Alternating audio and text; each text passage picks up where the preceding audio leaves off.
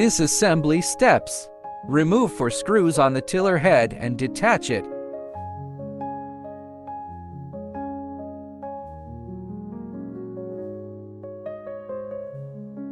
Disconnect the harness and remove the accelerator. Remove screws on both sides and separate the knob.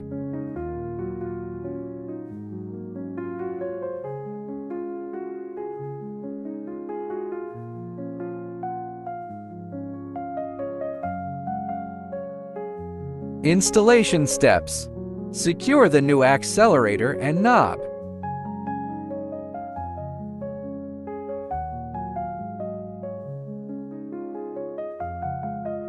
Install the accelerator on the tiller head, then attach the button and shell, securing them firmly.